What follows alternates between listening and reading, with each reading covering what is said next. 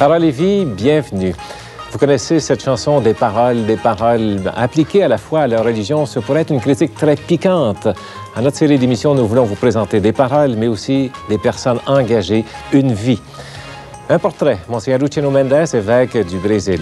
À la question portée à l'évêque, c'est la résurrection en question.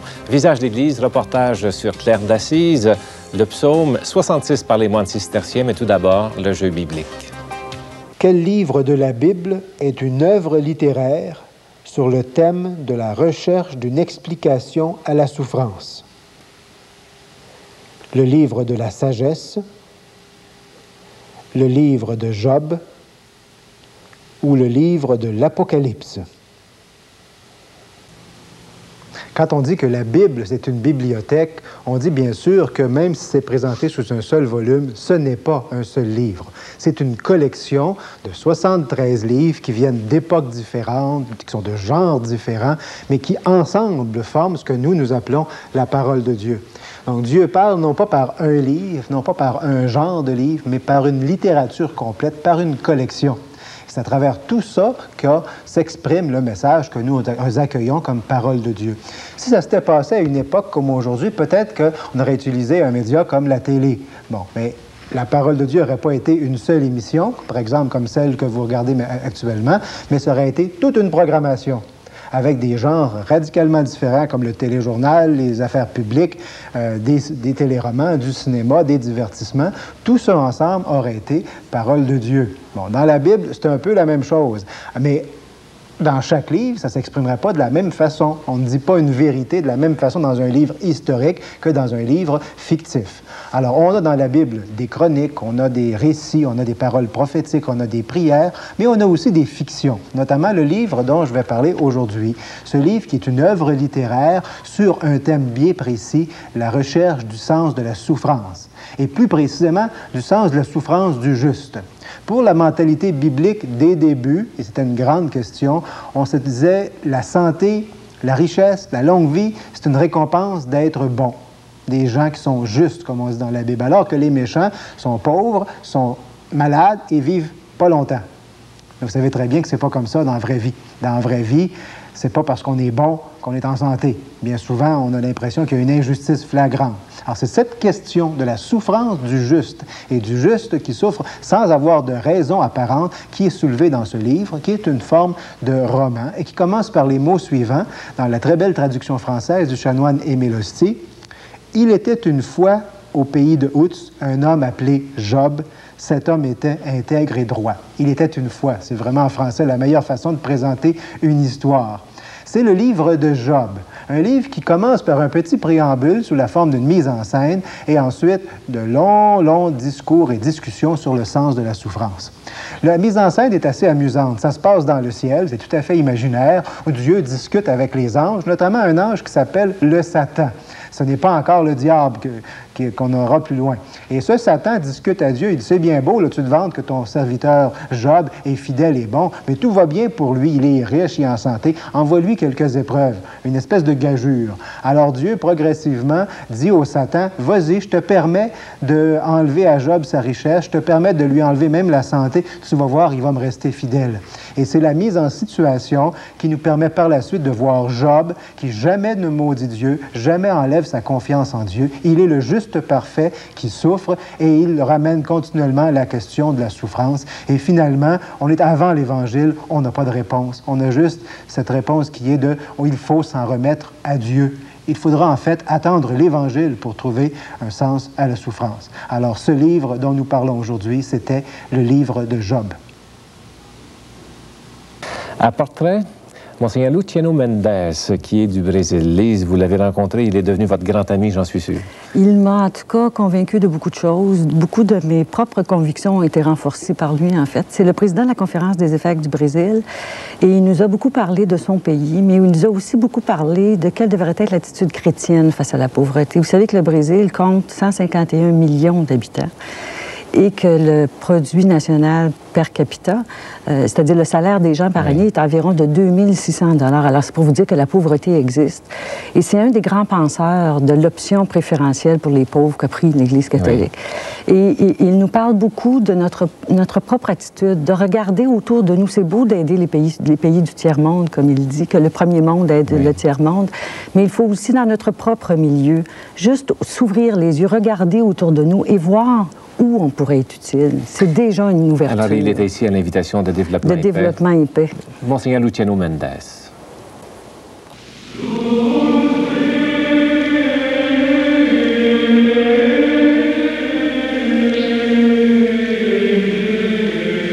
Je voudrais commencer en remerciant la présence de l'Église du Canada chez nous. Ce sont des missionnaires, prêtres, sœurs, frères, quelques laïcs.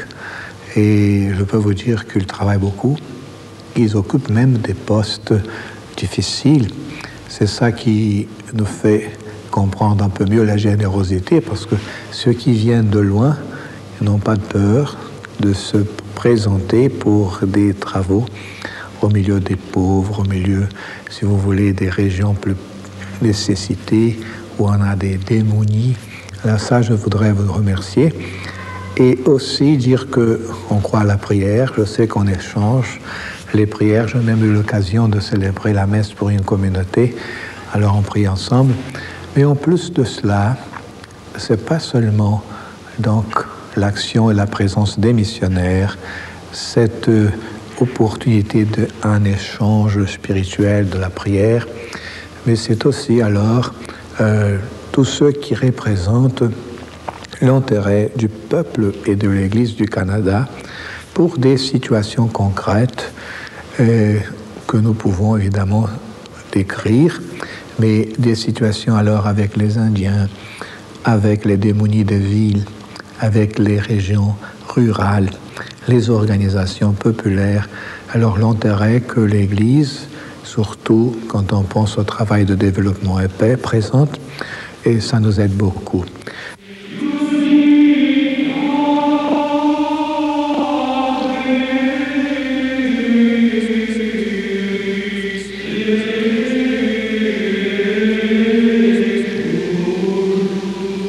Qu'est-ce qui fait cette disparité entre les pauvres et les riches?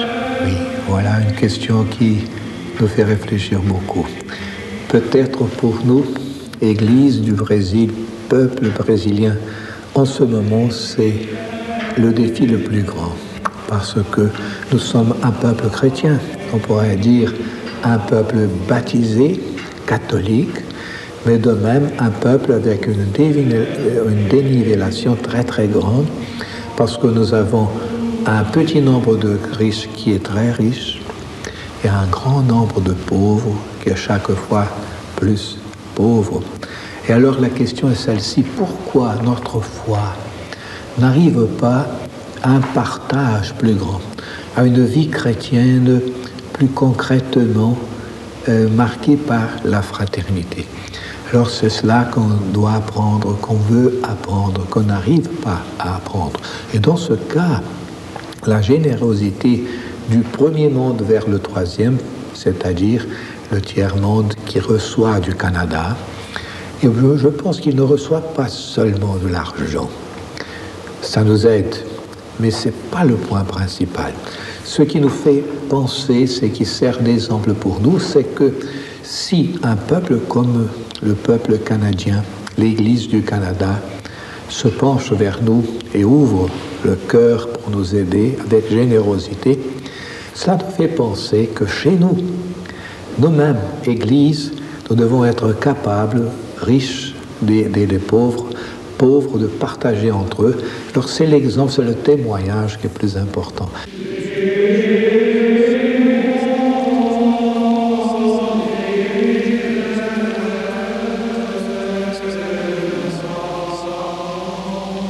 Sur quelle valeur évangélique on peut s'appuyer pour arriver à éveiller la solidarité entre les riches et les pauvres? Et avant tout, c'est la foi en Jésus, parce que lui, selon le texte de saint Paul, la lettre aux Philippiens, eh bien, Jésus n'a pas garder pour lui le privilège de sa divinité, c'est-à-dire tout ce à quoi il avait droit, car il était le Fils de Dieu. Il a voulu partager la vie des pauvres, la vie et la condition d'un esclave. Et il l'a fait par amour. C'est cela aussi que saint Paul présente dans la seconde lettre aux Corinthiens, au chapitre 8e, quand il dit qu'il nous invite à imiter ce geste de Jésus, cette générosité. Alors pour nous, contempler le Christ, aimer le Christ, croire au Christ, ça, je pense que c'est la raison fondamentale pour apprendre qu'est-ce que ça signifie le partage qui est nécessaire pour la fraternité. Alors c'est un processus et je pense qu'on doit faire de notre mieux pour y arriver, mais nous sommes encore loin. Et c'est ça le grand problème de l'Église en Amérique latine, je dirais même pour nous au Brésil, car nous avons des ressources. Si vous voulez, nous sommes riches dans le sens que la nature est prodigue, on a de quoi vivre, mais on ne partage pas. Alors il faut encore être évangélisé. Et c'est ça que même à Santo Domingo, on s'attendait, et je pense que ça nous fera du bien de recevoir ce message. Il faut faire de nouveau cette option évangélique, préférentielle, ni exclusive, ni excludente pour les pauvres. Et concrètement, comment le chrétien peut-il arriver à faire lui-même cette évangélisation, vraiment dans le concret? Oui, évidemment que dans le concret, il faut qu'il se rende compte de la situation où il est, parce qu'il ne s'agit pas seulement d'aider ceux qui sont très loin. Il faut commencer avec ceux qui sont à côté de nous. Quelquefois, on est capable de donner une aumône et la mettre dans une lettre et l'envoyer dans une enveloppe à quelqu'un qui est très loin. Mais il faut qu'on fasse l'apprentissage de la charité en famille, dans le cercle d'amitié qu'on a, et qu'on commence à ouvrir les yeux pour voir qui est-ce qui a besoin de nous, où est-ce qu'ils sont les démunis. Parce que, évidemment, c'est toute une expérience qu'on doit faire. Quelquefois, on a à la maison une personne qui est âgée, un autre qui est malade, handicapé, et on ne se rend pas compte que ce sont pour nous les démunis en ce moment vers lesquels on doit se pencher. Et alors, vous voyez, si on commence par là, je pense que rapidement, on fera la découverte des autres. Et si on fait la découverte des autres sans être capable de se pencher vers ceux qui sont à côté de nous, il y a quelque chose qui manque dans l'Évangile. Alors, il faut ne pas perdre ces éléments. Et je pense aussi qu'il faut connaître les besoins des autres. Quelquefois, le manque d'information, ça signifie aussi un manque d'intérêt. On ferme les yeux, on ne veut pas voir. Pourquoi on fait ça? Et parce que, évidemment, on garde ses forces pour soi-même, on se ferme. Alors, vous savez, ça, c'est triste, et ça peut arriver au monde, parce que ce nationalisme à outrance qu'on est en train de constater dans cette génération, supposons ce qui se passe en Europe, en Afrique, même chez nous, vous voyez que les gens de plus en plus veulent garder leur identité, mais ne savent pas se livrer aux autres, s'ouvrir aux autres. Alors on peut se demander où est-ce qu'il va ce monde? Est-ce qu'il se ferme sur lui-même ou il est capable de s'ouvrir? Et c'est là le message du Christ, je pense qu'il nous enseigne.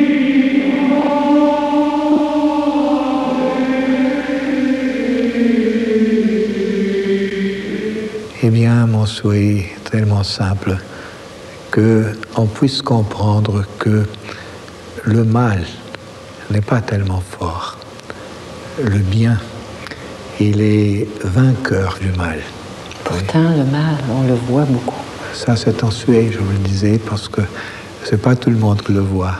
C'est une grâce de savoir que, eh bien, la nuit, elle cache toujours un jour qui est en train de naître, hein, et que les étoiles sont beaucoup plus grandes qu'elles ne semblent pas. Merci beaucoup, Monseigneur Mendel. Au courrier de l'évêque, nous accueillons de nouveau Monseigneur Bernard Hubert, qui est évêque du diocèse de Saint-Jean-Longueuil. Monseigneur Hubert, une question fondamentale, c'est toute la foi là, qui est comprise dans cette question. Une personne nous dit avoir suivi un cours en pastoral, mais qui l'a vraiment ébranlé. Elle dit « Je ne suis plus certaine si le Christ est vraiment ressuscité. Est-ce que ce n'est qu'une métaphore? Est-ce qu'on va trop loin dans les hypothèses concernant la résurrection? » Je pense que vous comprenez la question de dire « Coudonc, la résurrection, là, est-ce que c'est vrai? Faut-il se fier à ça? Je crois à la résurrection de la chair. Qu'est-ce que c'est au juste? » Oui, surtout si on veut réduire la résurrection à une métaphore, à une image. Il y a peut-être des courants de théologie qui ont été enclins, en tout cas, à présenter ça comme ça, non? Peut-être qu'il y en a eu tout au long de l'histoire. Je pense bien que dans Saint Paul, une chose qui m'a souvent frappé, c'est son affirmation très radicale en disant « Si le Christ n'est pas ressuscité, la foi, elle est vaine, elle est vide, ça ne le conduit nulle part. » Ça veut dire que Saint Paul lui-même avait à faire face à des gens qui posaient un gros point d'interrogation. J'imagine, en tout cas, pour un ton aussi solennel, c'est que ça devait correspondre à des discussions qui avaient cours dans les communautés chrétiennes. Évidemment, c'est pas facile de définir la résurrection. Oui. Bon, moi, dans ma foi, c'est un événement merveilleux. C'est un événement que j'accueille dans la vie même de Jésus, dans sa mort et sa résurrection. Alors, pour moi, c'est fondamental. Alors, je me définis comme un chrétien parce que je crois que Jésus a surgi de la mort par la force de Dieu, son Père, et qu'il est vivant. Oui. Et s'il est vivant aujourd'hui, ben, c'est pas juste une image, c'est pas juste une référence. J'avais déjà entendu... je pense que c'est Salvatore Dali qui disait que le Christ, pour lui, c'était comme un fromage. Il trouvait là quelque chose de nourrissant, quelque chose de savoureux. Je trouvais que c'était peut-être original, mais ça ne m'aidait pas beaucoup dans ma foi. Alors, pour moi... Je me demandais où est-ce que vous alliez avec le fromage. Ben, c'est ça. Alors, j'avais entendu ça. Je l'ai entendu dans une interview qu'il avait donnée. Alors, pour moi, la résurrection, c'est d'abord un fait. Je crois dans le fait que Jésus a surgi de la mort et il est vivant. Et il a inauguré un monde. Comment ça se fait qu'on a tant de difficultés à parler de la résurrection? Je suis prêtre, vous êtes évêque. Bon, comment ça se fait qu'on a tant de difficultés à bien aborder Parce que c'est dans la foi, c'est-à-dire dans la confiance à Dieu, dans la relation à Dieu, qu'on peut accepter finalement qu'il y a un monde neuf qui est commencé, qui est celui de la résurrection, inauguré par Jésus, le vivant. Alors ça, c'est pas facile à saisir. Oui. Alors nos sens ne sont pas habitués à ça. On est beaucoup plus habitués à des choses qui sont très concrètes dans la vie de tous les jours, qui font partie de notre univers matériel. Alors la résurrection, c'est un monde neuf qui, pour moi, est déjà là. Il nous est promis, je pense que chacun d'entre nous est appelé à la résurrection, donc à entrer dans ce monde-là. Et dans l'Église, on dit que la façon de prier, c'est très révélateur du contenu de la foi. Il y a un adage latin, là, qui dit « lex orandi », la manière de prier, « lex credendi », c'est la façon de croire ou le contenu de la foi. Alors, pour moi, dans la préface, par exemple, de la fête du Christ-Roi, qui est une très belle préface, on parle de la résurrection en l'appelant un règne d'amour, de justice, de paix, de vérité. Alors, il y a un monde neuf. Pour moi, en tout cas, c'est comme ça que je conçois la résurrection. Un monde neuf qui est commencé, qui est inauguré par Jésus, surgi de la mort, et qui se manifeste par des signes. Et si alors, pourquoi c'est difficile de comprendre ça? Peut-être parce que souvent, on n'accepte pas de se situer par rapport au fait que Jésus soit ressuscité. Est-ce que oui ou non, nous adhérons à cette affirmation qui nous est apportée par toutes les communautés chrétiennes depuis le temps des apôtres? Ça nous vient de là, cette affirmation-là. Ce sont les chrétiens qui ont connu Jésus et qui en ont fait l'expérience dans sa résurrection, qui nous ont transmis. Et que c'est pas juste un souvenir passé, que Jésus est vivant. Il est vivant. Oui. Alors, il est ressuscité, il a la vie éternelle. Ce qui nous est promis, d'ailleurs. Oui. Et on aspire à ça. On aspire à un au-delà. Monsieur Hubert, en 30 secondes, là, il y a un « je suis » ressuscité. C'est pas juste mon âme ou bien mon... C'est je. C'est la personne. Oui, moi, je ne crois pas à la réincarnation. Et je ne crois pas non plus à une dissociation de la personne. C'est la personne qui va ressusciter. Et on chante ça souvent aux funérailles. Je crois que mon libérateur est vivant et je le verrai face à face. Alors, je le verrai, ça veut dire c'est moi. Bernard Hubert, je suis appelé à la résurrection, et c'est toute personne humaine qui est appelée à la résurrection. Alors, il peut y avoir dans les cercles un peu spécialisés quelques hypothèses, mais l'affirmation fondamentale, c'est celle de Saint Paul. Oui, moi, ce que je crois des théologiens dans leurs travaux, c'est qu'ils cherchent les formules les plus appropriées, les plus vraies, pour rendre compte de cet événement merveilleux qui est celui du fait de la résurrection. Si le Christ n'est pas ressuscité, notre foi est vaine. Il faut le réaffirmer. Tout à fait. Merci beaucoup, Monseigneur Hubert. Merci bien. À la chronique Visage d'Église, elle a 800 ans, c'est Claire d'Assise. En fait, c'est un reportage que vous nous présentez, Lise? Oui, mais c'est pas nous qui l'avons fait, c'est Régina Lucier qui a eu la générosité de nous prêter son reportage. En fait, on en a fait un petit montage pour nous. C'est que Claire d'Assise n'est pas si connue que ça. Finalement, on connaît beaucoup le grand François, mais on connaît moins Claire, qui a été la première femme à écrire une règle pour des femmes. Et c'est une femme, il faut connaître un peu l'époque dans laquelle elle a vécu. C'était à l'époque où c'était le système féodal qui était en société de mise. Oui. Et le système féodal veut dire la séparation des classes est très, très importante et ne change pas de classe qui veut.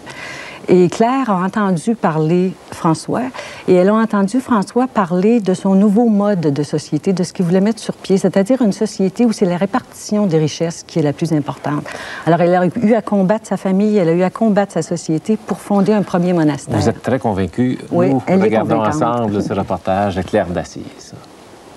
Une grande joie mêlée de gratitude soulève la famille franciscaine en cette année du 8e centenaire de la naissance de Sainte Claire d'Assise. Elle adopta à 18 ans la forme de vie de son compatriote François et vécut dans un monastère où l'on conservait le crucifix de Saint Damien, qui avait parlé aux petits pauvres. Il s'en est suivi entre eux une belle amitié spirituelle qui est à l'origine d'un grand renouveau dans l'Église. À sa mort, on comptait déjà 150 monastères de Clarisses.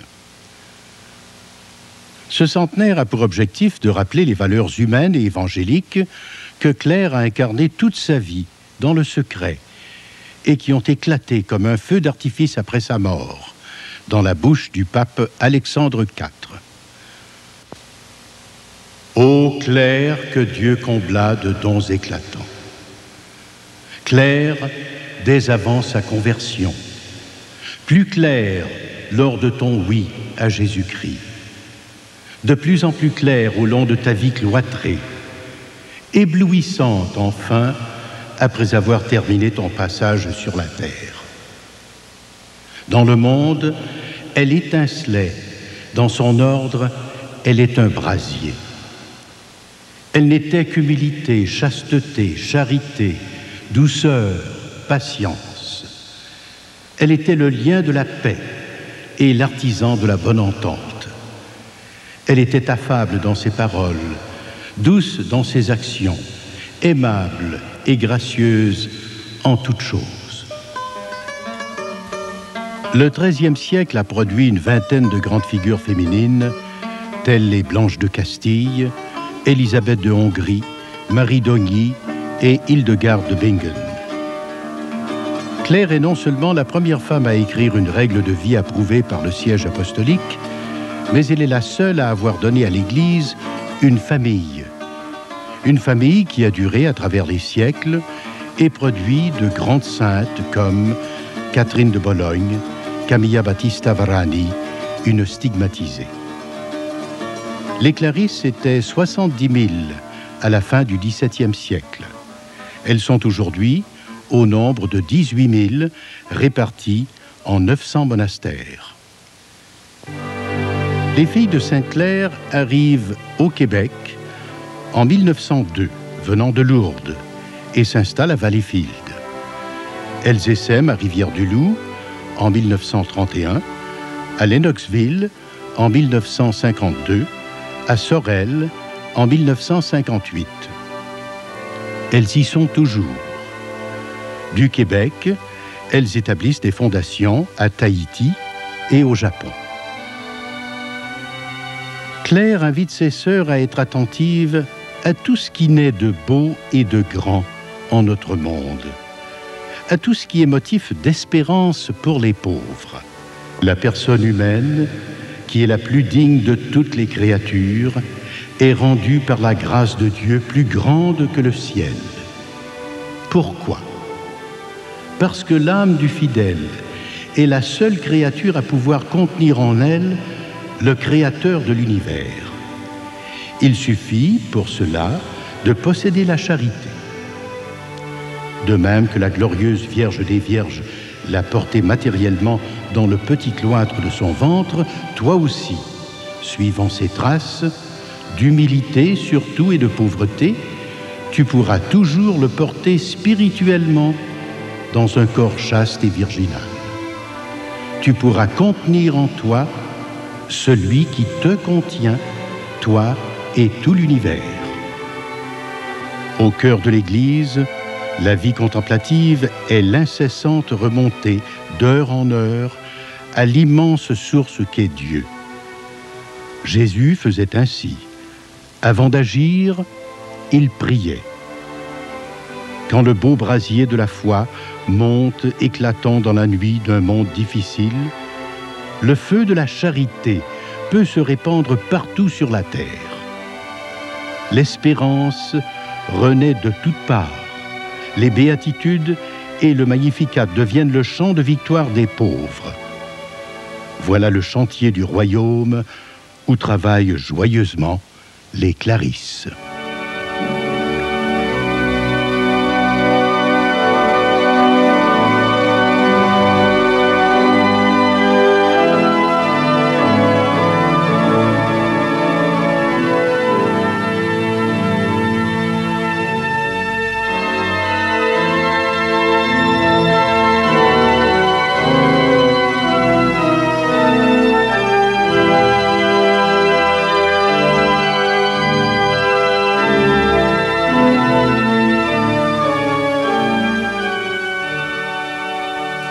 Claire, je dirais, toute l'orientation de sa vie ne se comprend qu'à partir de la découverte de ce qu'elle appelle elle-même le trésor caché dans le champ du monde et du cœur humain.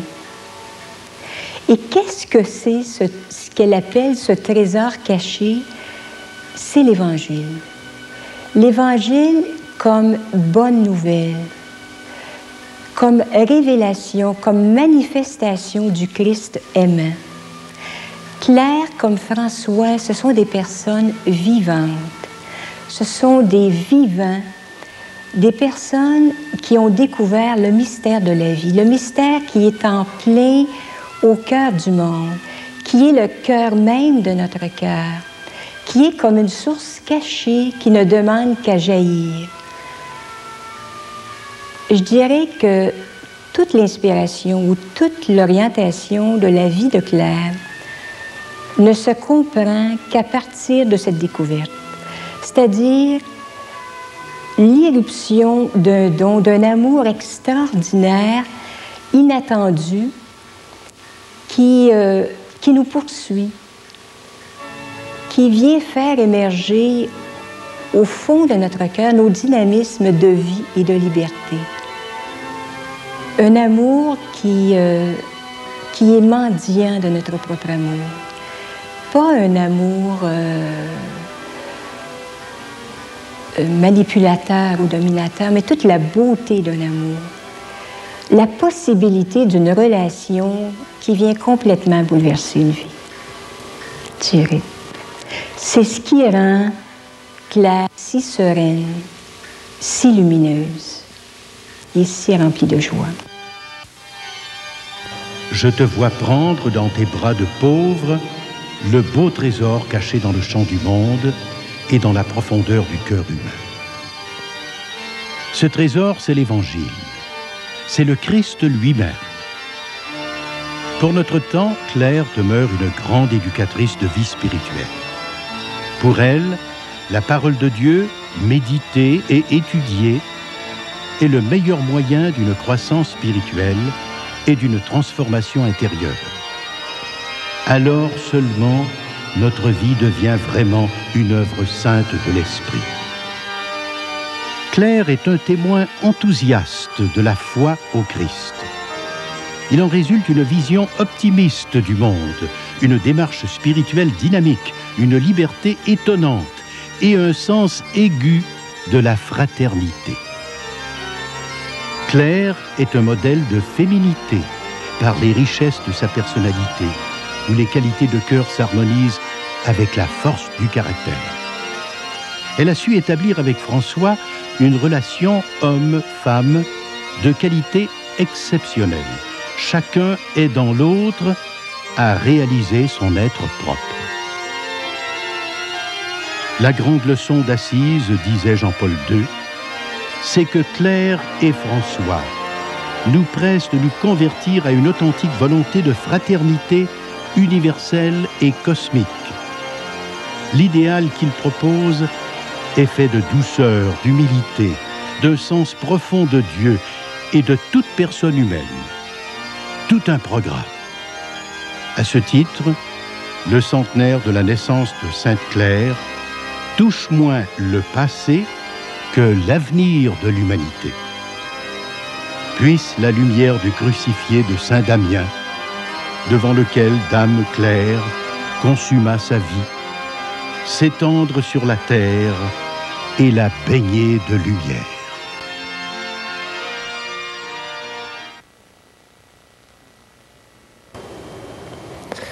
Voilà un moment privilégié que nous allons aimer voir revenir à chaque émission Parole et Vie.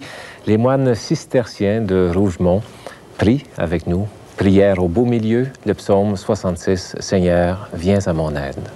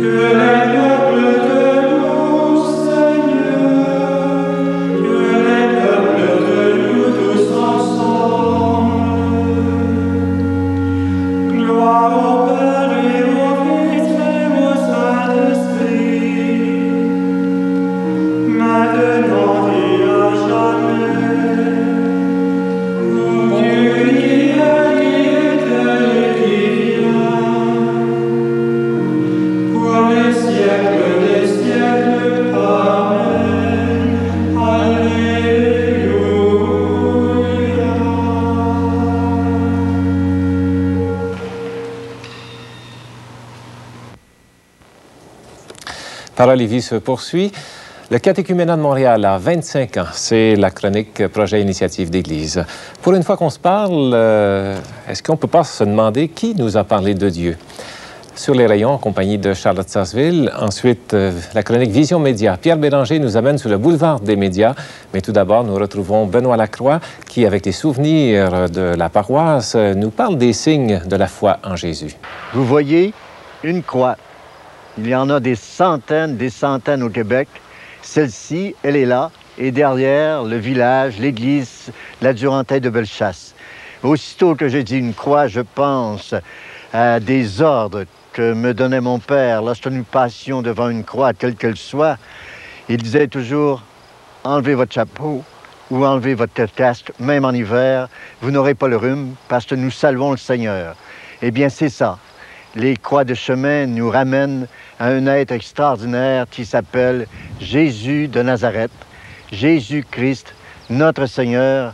C'est un être si merveilleux qu'encore aujourd'hui, nous en parlons, nous pensons à lui. Mais pour moi, c'est rempli de souvenirs, parce que cet être-là réussissait à mobiliser toute notre sensibilité, surtout quand arrivait la fête de Dieu. Surtout quand arrivait la fête du Sacré-Cœur. Mais la fête de Dieu, ça, c'était notre Noël en hiver. Sauf que nous n'y avons pas froid. C'était en plein village, avec des guirlandes, avec des chapelets, avec des ostensoirs, avec des petites fleurs qui tombaient sur la route. C'était une merveille. Et la fête de Dieu nous donnait justement cette impression que notre Dieu, à nous, est un Dieu vivant. Et c'est pour cette raison que j'ai compris plus tard, bien sûr, ça prend toujours un peu du temps pour comprendre, que si nous saluons cette croix-là, c'est parce que pour mon Père et pour nos ancêtres, Jésus-Christ était vraiment un être vivant et qu'il fallait saluer, qu'il fallait aimer et qu'il fallait en même temps respecter. Nous nous disions souvent, on nous le disait aussi, il était mort pour nos péchés. Donc, dans notre atmosphère à nous, il était mort par amour, parce qu'il nous aimait. Nous considérions que nous n'étions pas parfaits et le fait qu'il soit mort nous rendait, disons, plus disponibles à l'aimer. D'où le pouvoir de ces croix de chemin. Mais nous sommes maintenant presque à la fin de ce siècle, de ce millénaire. Jésus-Christ est encore l'être spirituel peut-être le plus influent de toute la terre. C'est même étonnant. Et vous, les malades à qui je parle, là, j'aimerais ça que tout à coup, vous vous pensiez là, devant une croix de chemin. Mais faites mieux encore, parce que vous, les malades, vous êtes le Christ vraiment qui donne sa vie. Et le Christ avait dit, et je vous le dis, à vous les malades, je vous dédie une de ces paroles merveilleuses. Il est avec vous, il l'a dit, je serai avec vous jusqu'à la fin des temps. Et voilà pourquoi vous pouvez le saluer avec confiance, en esprit. Votre croix de chemin, c'est peut-être vous. Elle vous sauvera. Le Christ vous aime. Initiative et projet d'Église, 25 ans de catéchuménat. Nous allons en parler avec Paul Delorme, qui est directeur du catéchuménat au diocèse de Montréal. Catéchuménat, qu'est-ce que ça veut dire? C'est un mot dans lequel se trouve le mot « écho ». Et c'est le service qui permet à des adultes puis à des adolescents de faire écho à la parole de Dieu dans leur vie. Et concrètement, c'est un service d'une église qui est celle de Montréal. C'est un service pour accueillir puis accompagner des adultes, des adolescents qui ne sont pas chrétiens et qui demandent à le devenir, soit à l'âge adulte ou à la période de la jeunesse. Alors, comment ça se fait concrètement, que cet accompagnement-là vers le baptême? C'est ça. En fait, comment ça se fait? Ça se fait d'une part d'une façon très individualisée, personnalisée. Chaque adulte, chaque adolescent se voit confier à un adulte qui devient lui-même son accompagnateur. Est-ce que c'est son parrain? Non, pas nécessairement. Ça va être dans un premier temps un accompagnateur. Le parrain viendra ou la marraine viendra un peu plus tard. Et puis, un deuxième volet de la démarche, l'accompagnement va être vécu aussi à l'intérieur de petits groupes. De petits groupes restreints qu'on appelle des groupes locaux de soutien, qui vont permettre à ces adultes ou à ces jeunes de faire une expérience d'église très simple, proche de leur milieu et de leur enracinement. Vous avez, je sais pas, comment on appelle ça? Un macaron. Un macaron. L'avenir déjà risqué. J'ai l'impression que vous êtes en train de dire des choses, là, où est-ce qu'il y avait le projet des évêques, risquer l'avenir. L'avenir est déjà risqué comme ça. Bien, en tout cas, nous, au catéchuménat, depuis 25 ans, on a un peu, c'est peut-être un peu prétentieux, mais en tout cas, c'est quelque chose d'un peu humoristique. C'est qu'on veut surtout dire qu'à travers ce qu'on a vécu au catéchuménat, il y a des choses que les évêques ont identifiées comme étant l'avenir de l'Église, qu'on a déjà commencé, nous, à les expérimenter, à les éprouver de façon restreinte, pourrait-on dire, mais qu'on a commencé vraiment à les éprouver. Bon, ne serait-ce que dans le fond, en l'ordre de l'éducation de la foi des adultes et des jeunes, sur une base qui a été neuve, en partant vraiment de l'expérience concrète humaine des gens, donc d'une façon très ascendante. Et deuxièmement aussi, une chose qu'on a réussi à vivre, en tout cas c'est un projet qu'on a nourri depuis 25 ans, c'est l'émergence de petits groupes restreints où les chrétiens, à la base, pourraient prendre la parole, être capables de faire circuler en toute liberté la parole de Dieu. J'aimerais ça vous entendre, une appréciation en fait. Est-ce que cette démarche favorise vraiment la formation de chrétiens adultes? Oui, moi je suis convaincu. Je continue ma question à savoir, parfois il y a des familles qui vont présenter leur enfant au baptême, mais on ne les reverra pas après. Oui. Les adultes qui choisissent de devenir chrétiens le choisissent en toute liberté. C'est sûr que quelques-uns d'entre eux sont aussi conditionnés par l'environnement, par la culture ambiante ici, qui est inévitablement marquée par la tradition et l'héritage chrétien. Mais ces adultes-là, puis ces jeunes-là, font un choix quand ils décident de devenir chrétiens. Et c'est du solide. Et souvent, c'est sur la base de cette option de foi que va être capable de se construire une adhésion de foi beaucoup plus sûre et fidèle. Merci beaucoup, M. Dollard. La chronique « Pour une fois qu'on se parle », Yvon Cousineau et son groupe de réflexion. Est-ce qu'il y a des chemins dans la spiritualité? Qui vous a d'abord parlé de Dieu? C'est à cette question que vont répondre les invités d'Yvon Cousineau. Pour une fois qu'on se parle. Moi, j'aimerais vous poser cette question-là ce soir à chacun d'entre vous. Comment vous l'avez rencontré, Dieu? Quel est le chemin que vous avez pris pour le rencontrer? Chantal, Jeanne. Ben moi, je pense que c'était fondamentalement en dedans de moi. Parce que c'est pas à la maison, c'est pas mes parents, quand j'étais petite, qui m'ont parlé de Dieu. Mais habituellement, les parents en parlent. Puis là, non. Ben ils m'en ont pas parlé parce que peut-être qu'à l'époque, c'était pas... Ils voyaient pas l'importance de Dieu dans leur vie. Par contre, moi, jeune, j'avais vu une vue sur la vie de Jésus à la télévision, Jésus de Nazareth, et puis ça m'avait secoué beaucoup. J'ai posé beaucoup de questions. Ils m'ont répondu, ils m'ont rien caché. Mais c'est de là que c'est parti mon intérêt pour Dieu, si on veut, ma curiosité. Et c'est de là que ça a parti ma... Est-ce qu'il y en a d'autres qui ressemblent un peu à Jeanne-Nathalie ou qui ont des cheminements différents? Bien, ce que je trouve bien, c'est que ça a été comme une espèce de témoignage qu'elle a eu de l'extérieur. Elle, c'est un film. Je ne veux pas, ce film-là avait des saveurs d'évangile. Toi, c'est quoi? Moi, c'est des témoins, carrément. J'allais dans une paroisse où les prêtres avaient de l'énergie, c'était pas possible, puis je chantais, ils bougeaient, c'était vivant. Alors, c'est ça qui m'a attiré, moi, quand j'étais jeune. Puis depuis ce temps-là, ben, j'ai toujours rencontré du monde qui était là pour me prouver là, que ça valait la peine de vivre avec Dieu. Puis je découvre toujours ça de plus en plus maintenant. D'autres cheminements, c'était... Paul? Dominique? Oui. Pour ma part... On va t'appeler Simon. Je vais arrêter de te crier des noms. À la fin des émissions, il va savoir nos prénoms. Oui. Alors, de mon côté, je ne peux pas identifier un moment bien précis, bien particulier où j'ai été marqué. Je pense que au long depuis mon enfance, des petites choses, tranquillement. Je me souviens d'une une ordination d'un prêtre à ma paroisse. C'est moi qui étais petit. C'est un petit prêtre. C'est moi qui étais petit. Ça m'avait impressionné parce qu'il était à plat ventre. Au secondaire, les cours d'enseignement religieux, secondaire 1-2, c'était sur la Bible. C'était des choses qui me travaillaient fort. En secondaire 3, j'ai vécu une petite retraite pascale avec des amis, mais c'était comme tellement simple. Est-ce que, Dominique, par exemple, toi, tu travailles dans une école? Oui. Il y a des gens qui font des camps de fin de semaine. Est-ce que les jeunes sont rejoints dans des cheminements de foi, comme vous leur proposez? Oh, ça reste secret. Il y en a que oui. Il y en a qui m'ont témoigné par après que oui, ils ont été rejoints, ils ont été touchés. D'autres sont plus discrets là-dessus. D'autres le reçoivent, puis bataillent beaucoup avec ça. Il y en a qui ne sont pas du tout intéressés, mais qui écoutent quand même. Mais pourquoi les jeunes ont-ils si peur de dire le cheminement de foi? C'est pas clair. Pour moi-même, c'est pas clair. C'est difficile de mettre la main dessus. Pour ces jeunes-là qui ont de la difficulté à exprimer même leurs propres émotions, puis dire leurs propres... À cet âge-là, c'est plus intérieur déjà. Il y a tellement de choses que tu as à clarifier. L'amour, l'amitié, tu es dans bien des affaires, tes relations à tes parents. La foi fait aussi partie de ça. Puis même dire « j'aime telle fille », il passe par midi 14 heures avant d'y arriver, pour dire « ben je crois en Dieu ». C'est qui Dieu? Ben là, demande-moi-en pas trop. Ils ne savent pas qui ils sont d'abord, puis on leur demande qui est Dieu. C'est ça. Oui, Puis ils sont dans plein changement. Ils se débattent avec des images de leur enfance. Puis, en tout cas, c'est pas évident pour eux. Oui, France, tu allais dire quelque chose, puis Jean-Pierre aussi. Moi, vraiment, des événements marquants, je pense que ça a été... Je tombe en amour avec mon vicaire quand j'avais 7-8 ans. Non, mais... Avec lequel tu faisais des cassettes. Oui, exactement. Tu sais, que je mettais des petites cassettes, j'avais une job à l'église, puis je pense que ça a été important pour mon cheminement de foi, dans le sens qu'on me donnait une place comme jeune. Mais j'entends de te couper et de dire, faire des cassettes avec un prêtre, ça donne pas la foi.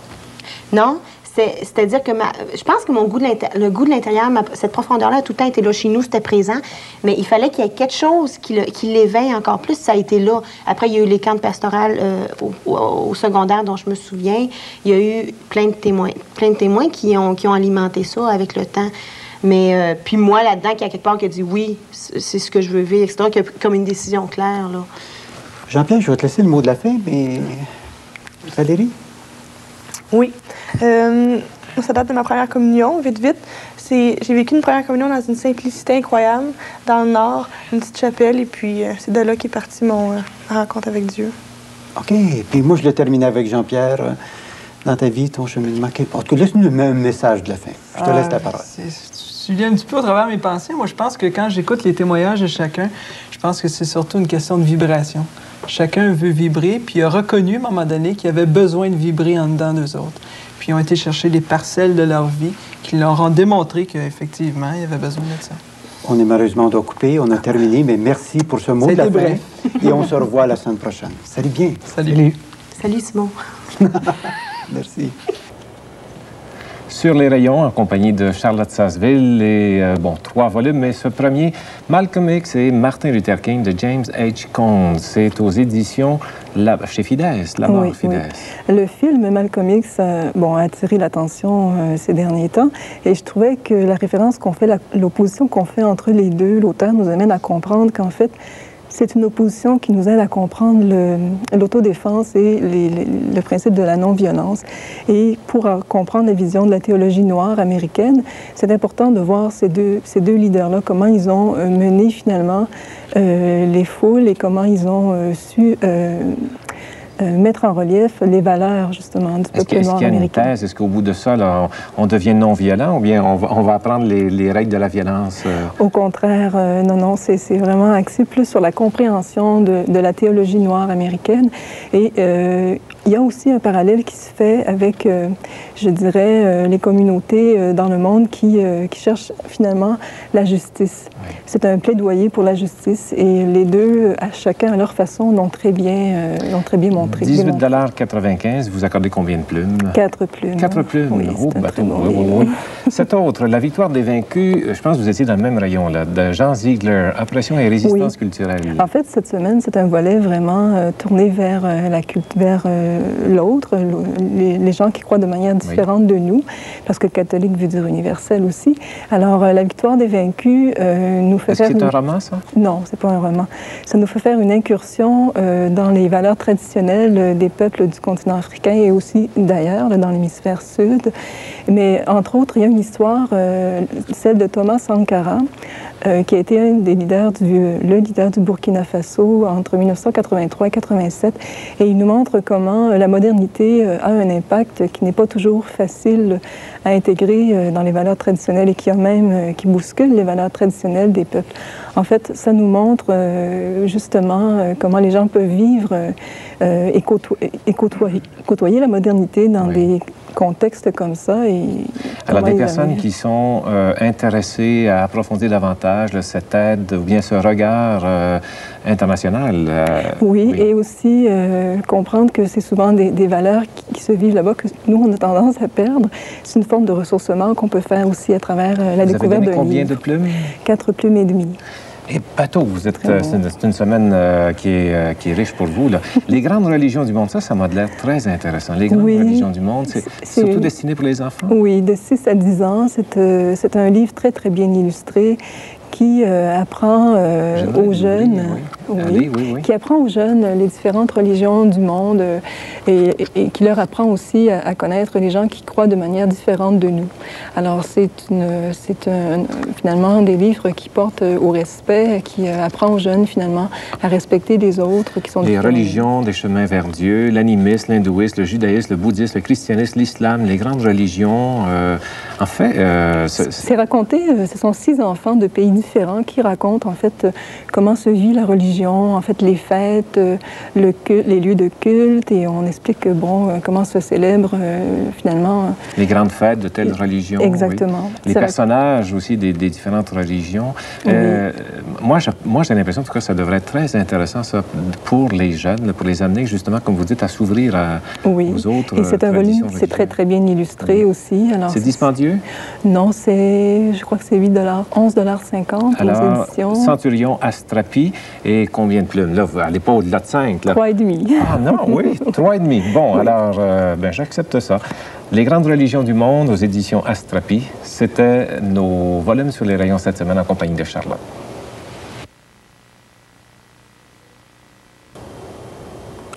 Vision Média maintenant, en compagnie de notre chroniqueur Pierre Bélanger.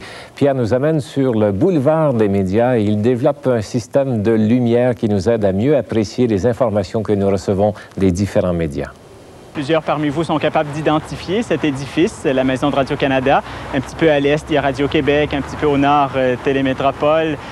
Nous sommes ici aussi à quelques coins de rue de stations de radio, de maisons de production, même au Videc qui produit cette émission est situé dans le quartier, et le Centre Saint-Pierre où je travaille. En fin de compte, nous sommes au cœur de ce qu'on appelle la Cité des ondes. Mais les ondes et le monde des médias n'influencent pas seulement que ce petit quartier-ci. De fait, toute notre société est influencée présentement par ce qu'on appelle donc le monde médiatique. Et c'est pourquoi j'ai pensé vous inviter à vous promener avec moi au cours des chroniques que je vais faire avec vous cette année sur le boulevard des médias. Comme c'est un boulevard, eh bien, on va s'apercevoir qu'il y a des intersections, puis à chaque intersection, il y a des feux de circulation, feu vert, feu jaune, feu rouge. C'est-à-dire qu'on va se demander un petit peu à chaque fois sur certains sujets qui touchent les médias, qu'est-ce qu'il y a d'intéressant, de bon, que j'appellerais feu vert, et qu'est-ce que c'est, à quoi il faut faire attention, feu jaune, et qu'est-ce qui est, en fin de compte, qui ne va pas avec le fond de ce qu'on pense, bon, comme humain, comme personne engagée, comme citoyen, citoyenne engagée dans notre société, et comme chrétien, chrétienne aussi. Alors voilà un petit peu notre programme. Est-ce qu'il y a des feux verts sur ce boulevard des médias? Est-ce qu'il y a des choses intéressantes pour nous? Eh bien oui, j'en ai trouvé. Comme chrétiens, on ne doit pas aller dans la ligne de certains qui nous ont précédés et qui ont vu tout du mauvais, disons, dans le monde médiatique. Non, il y a du bon là aussi. Puis l'an dernier, dans cette revue-ci, j'ai eu l'occasion d'écrire un article qui a eu un petit peu de voix, qui a eu un peu de retentissement, même dans des quotidiens puis à la radio, dans lequel je disais qu'on pouvait trouver des valeurs même chrétiennes, dans des séries comme Scoop. Qu'est-ce que c'est que j'ai pu trouver là-dedans? Eh bien, d'abord, les médias, de fait, nous ouvrent à d'autres situations qu'à notre petite situation personnelle. Alors, cette ouverture d'esprit, c'est quelque chose de positif qu'il faut savoir trouver, aussi bien dans les nouvelles que dans des téléromans, même que dans des téléfilms, par exemple. Ensuite, je dirais que les médias sont le miroir, si on veut, de notre société. Et c'est intéressant de pouvoir se regarder un peu, de se regarder en face, même dans ce qui n'est pas parfait chez nous, y compris, par exemple, dans les problèmes de fidélité ou d'infidélité qu'il y a dans notre société ou entre les couples ou dans les couples, par exemple. Eh bien, moi, je trouve que ça vaut la peine de voir ça et ça nous donne une occasion, si on sait comment faire, de s'arrêter, de réfléchir et éventuellement de devenir meilleur. Donc, il y a du bon. Y a-t-il des feux jaunes sur le boulevard des médias? Oui. J'en souligne l'un ou l'autre. Par exemple, le fait que les médias électroniques n'ont pas beaucoup de temps, puis que les médias écrits savent que les gens n'aiment pas lire de longs articles. Alors, on résume tout le temps, et on a tendance un peu à simplifier parfois les choses. On se va à un rythme rapide pour garder l'attention des gens, et ça veut dire que on tourne les coins ronds. Et donc, peut-être que l'image des médias ou ce que nous apportent les médias n'est pas toujours complet. Il y a aussi le danger du sensationnalisme, que je dirais qui est un deuxième feu jaune. Le fait qu'on veuille attirer l'attention à tout prix des gens et qu'à ce moment-là, la réalité ou enfin le caractère complet, disons, d'une situation passe après son caractère attrayant. Y a-t-il des feux rouges pour nous qui voulons avoir une société où les médias participent à la construction de la société? Eh bien oui, j'en ai trouvé. Et je pense que de façon générale, c'est quand les médias se mettent au service du dieu argent. Voir cette façon de voir qui dit que les médias fournissent, si on veut, des lecteurs, des auditeurs, des téléspectateurs à des annonceurs, plutôt qu'ils n'offrent un service au public qui veut voir et comprendre la réalité de la vie. L'argent passe alors avant les personnes et on exploite à ce moment-là plus qu'on informe ou qu'on divertit. Voilà un peu. quelques éléments qui nous permettent de voir, enfin, des choses auxquelles on pourra s'arrêter, si l'on veut, au cours de notre promenade sur le boulevard des médias. Je conclus donc que les médias, c'est un phénomène qui fait partie de notre société et que qui qu'on soit, on ne peut pas se mettre à l'abri de ça. Les ondes, il y en a partout, il n'y a rien à faire pour se mettre à l'abri de ça. Il faut savoir plutôt être des téléspectateurs ou des lecteurs qui sont intelligents, qui ont un esprit critique et qui savent repérer ce qu'il y a de bon, ce qu'il y a de moins bon et qui savent réagir d'abord et avant tout en parlant avec les gens qui sont autour d'eux pour qu'on puisse s'aider les uns les autres à faire ce discernement dont je suis en train de parler. À ce moment-là, donc, on s'apercevra que les responsables du monde des médias dans lequel on vit, ce ne sont pas seulement les gens qui font les médias, disons les artisans. Oui, ils ont une part, bien sûr, de responsabilité, mais que nous avons tous une part, en particulier par les choix qu'on fait. Alors, je vous inviterai à venir avec moi vous promener, marcher sur le boulevard des médias et nous nous arrêterons à un parc, à une intersection et nous verrons ce que cela peut nous apporter, cette promenade touristique tout au cours de l'année.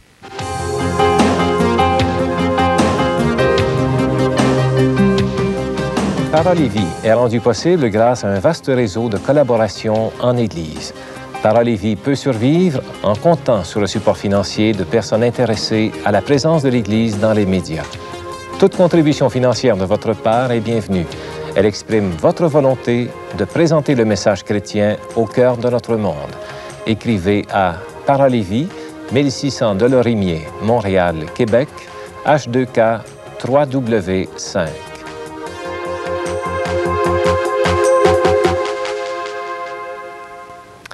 Parole et Vie prend tout son sens dans ce que nous allons maintenant entendre du livre de Job. Et c'est Daniel Odera qui fait cette proclamation. Nous allons terminer notre rencontre avec cette lecture du livre de Job. Du livre de Job. Oui, Dieu est souverain, tant il a de puissance. Pour enseigner, il est un maître incomparable. Qui donc lui a jamais imposé sa conduite ? Qui a osé lui dire « Tu as mal agi ». N'oublie donc pas de célébrer ce qu'il a fait, ce que tous les humains glorifient par leur chant, ce que tous peuvent voir et contempler de loin. Oui, Dieu est grand, si grand qu'on n'en a pas idée. On ne peut calculer depuis quand il est Dieu. Il attire vers lui les gouttelettes d'eau, pulvérise la pluie pour en faire un brouillard. C'est cette pluie qui tombe du haut des nuages, goutte par goutte, sur la foule des humains.